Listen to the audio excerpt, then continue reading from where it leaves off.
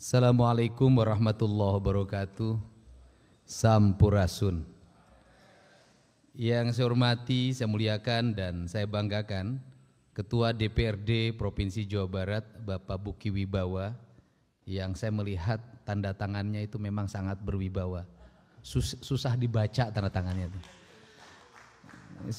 Saya hormati Wakil Ketua DPRD Provinsi Jawa Barat Bapak Iwan Suryawan dan Bapak M.Ki Iswara yang memiliki peran mengatur bola ke bawah, ke tengah, dan ke atas serta ke samping. Karena Pak Iswara itu dulu Ketua Persatuan Bola Voli. Dia tahu kapan memberikan smash, kapan memberikan umpan lambung, dan kapan bola dibawa keluar. Yang saya hormati Forum Pimpinan Daerah Provinsi Jawa Barat, saya ucapkan terima kasih hadir Pak Asintel, Kejaksaan Tinggi Provinsi Jawa Barat, dan seluruh hadirin yang berbahagia, para kepala Badan Dinas Provinsi Jawa Barat, kemudian Pak Sekda, saya ucapkan terima kasih, para asisten.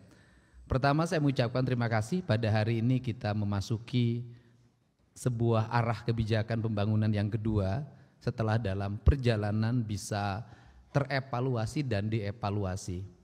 Harapan saya pada seluruh para anggota DPRD untuk apabila menemukan berbagai peristiwa yang tidak sesuai dengan perencanaan pembangunan yang dilakukan, tidak usah ragu-ragu untuk menyampaikan telaah kritis agar kita bisa memperbaiki berbagai supra dan infrastruktur pembangunan yang sudah dilaksanakan.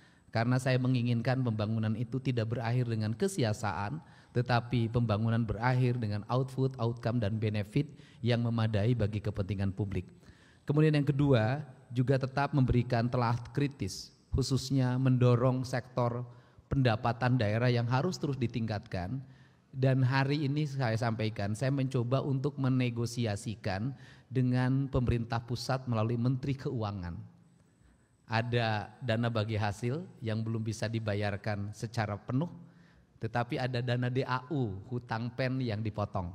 Saya mengusulkan sudahlah, daripada kita harus menunggu dana bagi hasil full dibayar ke pemerintah Provinsi Jawa Barat, lebih baik dana DAU-nya nggak usah dipotong kepentingan pen, nanti tinggal dihitung di akhir tahun berapa yang harus dibayarkan ke provinsi dan berapa yang tidak mesti dipotong melalui dana DAU. Karena apa? Karena kita memerlukan biaya fiskal yang berkecukupan untuk melakukan langkah-langkah terobosan dan penyelesaian berbagai problem. Saya tadi menerima berbagai keluhan tentang pengadaan tanah pada sekolah menengah atas dan sekolah menengah kejuruan. Kita tahu bahwa problem dari sekolah di Jawa Barat, selama ini kita abai menyiapkan sekolah baru, selama ini kita abai melakukan revitalisasi terhadap sekolah. Jumlah ruang kelas sangat terbatas, jumlah sekolah baru relatif tidak dibangun. Bahkan kalau lihat data statistik di tahun 2020 sama sekali kita tidak membangun sekolah atau nol. Nah, tentunya ini perlu langkah-langkah yang cerdas dan tepat. Dan salah satu problem dari pembangunan sekolah karena ini menjadi sorotan adalah harga tanah yang relatif mahal. Dan yang paling problem justru problem sekolah yang kurang itu terjadi di pusat-pusat kota, di kota Bandung, di Kabupaten Bandung, di Kabupaten Bogor, di Kota Bogor, di Kota Depok, di Kota Bekasi, di Kabupaten Bekasi dengan harga tanah yang sangat tinggi.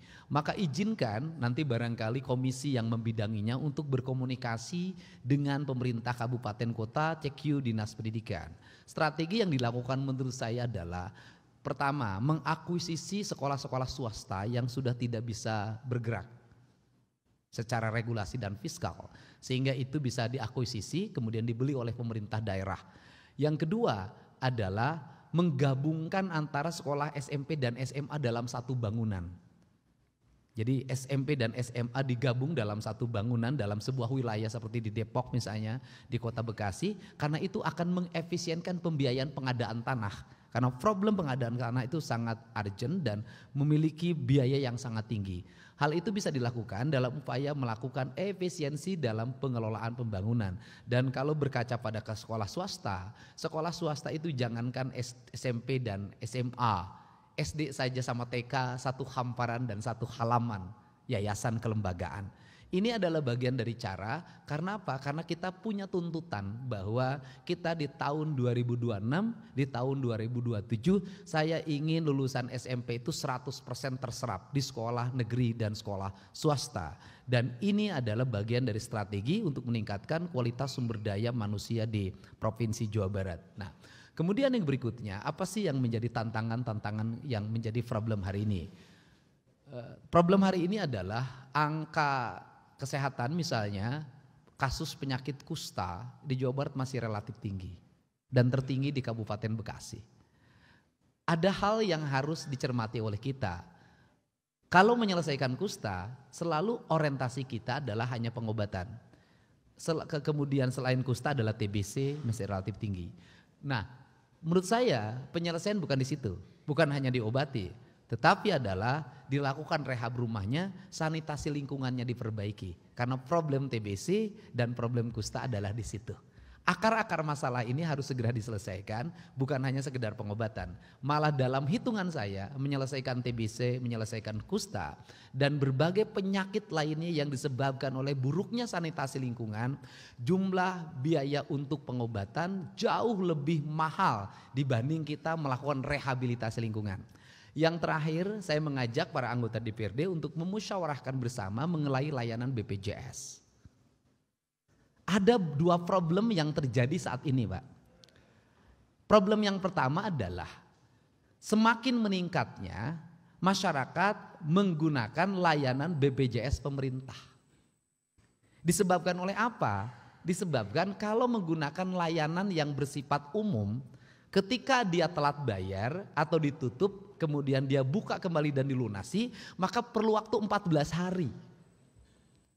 Sedangkan BPJS yang ditanggung pemerintah langsung bisa hari itu juga dilayani. Akhirnya hari ini berbondong-bondong orang meninggalkan BPJS yang bersifat individual atau umum, semuanya ingin beralih ke BPJS pemerintah. Itu yang pertama.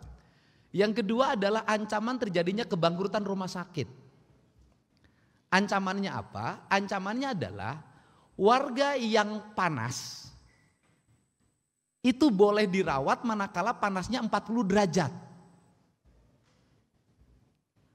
Kalau panasnya tidak 40 derajat, maka harus rawat jalan. Rumah sakit itu tidak mungkin harus bertengkar dengan pasien. Dipulangkan dibilang tidak melayani, pasti pemerintah daerahnya mendorong untuk dirawat. Dampaknya adalah banyak rumah sakit hari ini yang merawat pasien tapi tidak bisa dibayar oleh BPJS. Karena pasien yang dirawatnya adalah 39,99 derajat. Kan gitu. Ini kan problem, Pak. Ini problem sederhana banget, tapi ini bisa mengakibatkan kekacauan fiskal rumah sakit daerah di berbagai tempat. Dan ini bisa mengakibatkan kekacauan, orang tidak mau dirawat di rumah sakit swasta. Dan semuanya ini kalau rumah sakit swasta tidak mau merawat, pasti semuanya berburu ke rumah sakit pemerintah. Karena rumah sakit pemerintah ini apapun pasti dilayani, karena ada bupati yang punya bobot politik, wali kota yang punya bobot politik. Ini adalah tantangan tersendiri dan tentunya kita nanti harus bersama-sama mengevaluasi seluruh problematika ini. Karena dalam pandangan saya, kalau dihitung-hitung, ini pandangan saya di luar mekanisme undang-undang tentang BPJS, sebenarnya pembayaran dari pemerintah daerah, pemerintah provinsi dan kabupaten langsung ke rumah sakit untuk membayar seluruh pasien yang menjadi tanggungan jauh lebih murah dibanding kita melakukan pembayaran iuran sebenarnya. Saya sudah hitung itu sebenarnya. Nah, untuk itu tentunya kita ke depan alokasi anggaran yang dikeluarkan pemerintah, saya tidak mau sia-sia. Semuanya harus bisa bermanfaat bagi kepentingan masyarakat. Saya ucapkan terima kasih, semoga pertemuan malam hari ini menjadi jalan kita untuk terus meningkatkan pendapatan daerah, meningkatkan belanja pemerintah daerah, dan meningkatkan layanan kepada masyarakat secara optimal. Dan minimal kebutuhan dasar masyarakat Jawa Barat bisa terlayani dengan baik secara terintegrasi antara pemerintah pusat, provinsi, kabupaten, kota, sampai ke pemerintahan desa. Saya ucapkan terima kasih. Wallahu muwaffiq ila aqwamit thoriq. Assalamualaikum warahmatullahi wabarakatuh. Sampurasun.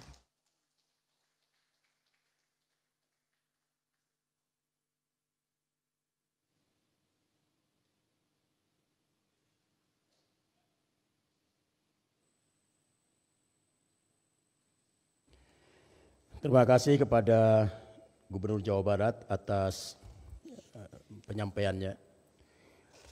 Rapat paripurna yang kami hormati, sebelum menutup rapat paripurna ini, kami informasikan kepada anggota Badan Anggaran bahwa acara akan dilanjutkan dengan agenda penyampaian RKUA dan RPPAS tahun anggaran 2026.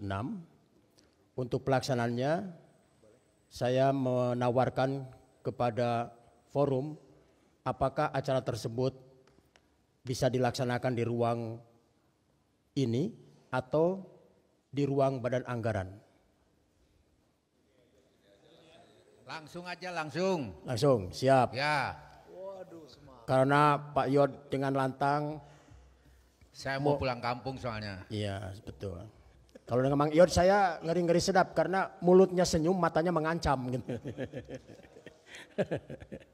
Terima kasih kepada yang terhormat seluruh anggota DPR Jawa Barat. Mohon berkenan untuk tetap di ruangan paripurna menyaksikan penyerahan RKUA dan RPPAS APBD murni tahun anggaran 2026. Tapi sebelumnya mohon sambutan pengantar dari Pak Gubernur. Punten.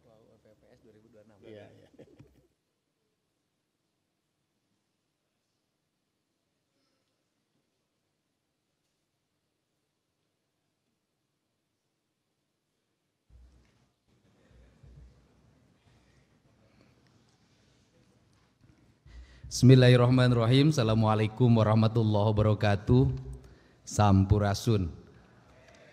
Pak Ketua, para Wakil Ketua, para anggota DPRD Provinsi Jawa Barat yang saya hormati dan saya banggakan, yang saya hormati Asintel, Kejaksaan Tinggi Provinsi Jawa Barat, seluruh jajaran pemerintah Provinsi Jawa Barat, para tamu undangan yang berbahagia. Pada kesempatan malam hari ini saya mengucapkan terima kasih dan apresiasi yang setinggi-tingginya kepada pimpinan dan seluruh anggota DPRD Provinsi Jawa Barat, pemerintah Provinsi Jawa Barat hari ini menyampaikan KUA PPAS tahun anggaran 2026.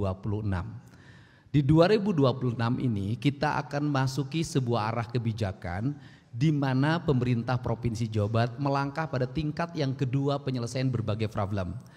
Satu, menyelesaikan dan pedesaan, tidak terjadi disparitas antara pendidikan utara dan selatan, timur dan barat, sehingga distribusi pendidikan berkeadilan dan bisa dirasakan secara luas oleh masyarakat, dan masyarakat memiliki kesempatan yang terbuka untuk bersekolah di seluruh provinsi Jawa Barat. Dan pada akhirnya pendidikan akan mulai diarahkan pada optimalisasi kualitas diri masyarakat Jawa Barat yang disebut dengan Pancawaluya, cager, bager, bener, pinter, singer.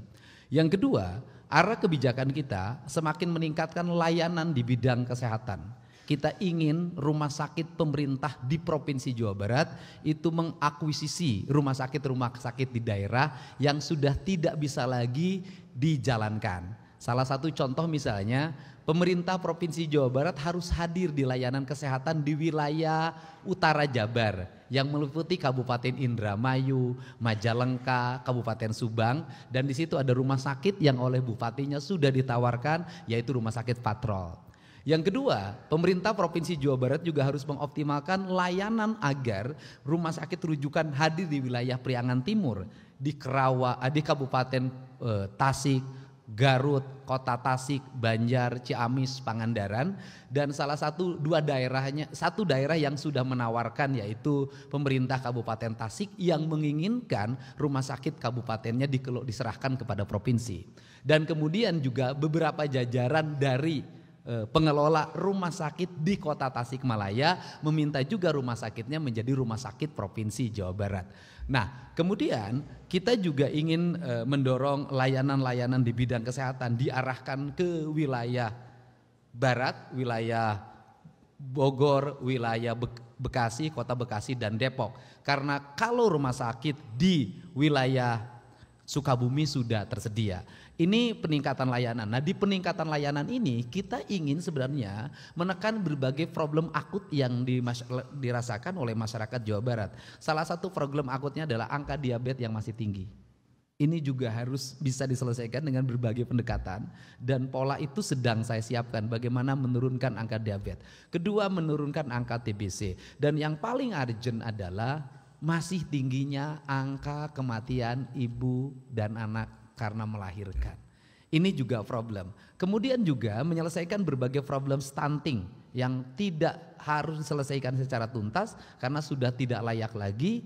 Di Jawa Barat ini ada ibu, ada anak yang tidak terurus, yang pada akhirnya melahirkan kemiskinan dan tumbuhnya stunting, dan ini yang akan merusak harapan masa depan bangsa.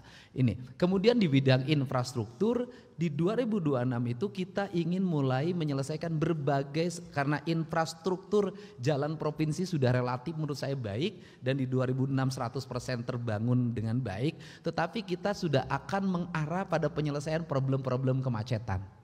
Kita ingin menyelesaikan problem kemacetan di Depok. Pemerintah kotanya sudah menyanggupi di tahun 2026 menyelesaikan pembebasan di underpass Citayam. Kemudian kita ingin membangun Gatot Subroto, jembatan layang di Gatot Subroto Cimahi. Dan kemudian juga kita ingin membangun jembatan layang di Kabupaten Bandung. Ini pusat problem kemacetan. Kemudian yang berikutnya kita ingin menyelesaikan penobatan Kecamatan Jatinangor sebagai kota pelajar. Karena menurut saya masih sangat jauh dikatakan kota pelajar. Lalu lintasnya berantakan, kaki limanya berantakan, sampahnya berantakan, bahkan banyak kematian akibat kecelakaan lalu lintas ketika menyeberang pergi kuliah. Ini juga saya sudah ketemu ITB, saya meminta ITB untuk melakukan penataan.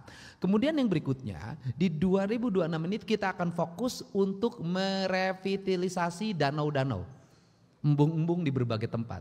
Di berbagai daerah yang ada potensi embung yang itu milik pemerintah Provinsi Jawa Barat akan kami revitalisasi, kami akan melakukan perbanyakan alat berat, ponton dan sejenisnya. Kemudian kami juga akan fokus melakukan pelebaran dan kemudian mengangkat sedimentasi sungai di Jawa Barat sehingga target untuk swasembada pangan terselesaikan.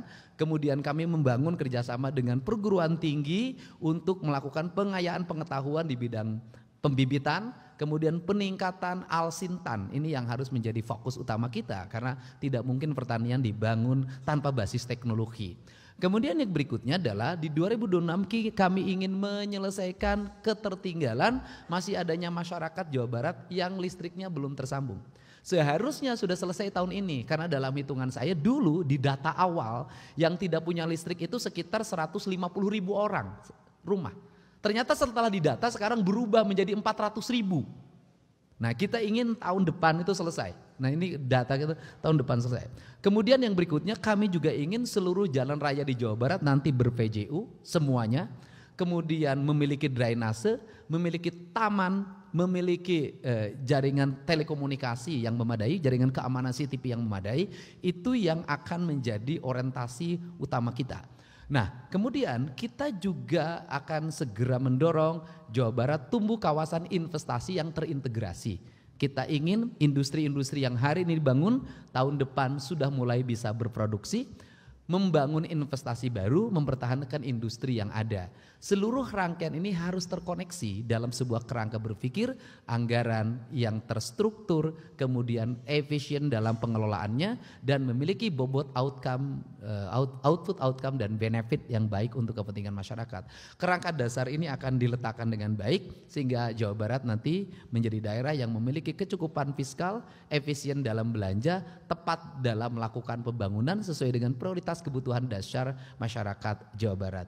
Itu saja sebagai pengantar, mudah-mudahan pada pertemuan malam hari ini kita bisa melakukan pembahasan secara komprehensif yang pada akhirnya apapun yang dilahirkan oleh kita memiliki dampak bagi kemajuan, kemakmuran masyarakat Jawa Barat. Terima kasih. Wallahu muwaffiq ila aqwamit thoriq. Assalamualaikum warahmatullahi wabarakatuh. Sampurasun.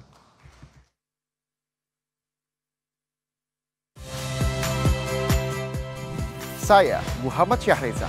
Saksikan program-program Kompas TV melalui siaran digital, pay TV, dan media streaming lainnya. Kompas TV, independen, terpercaya.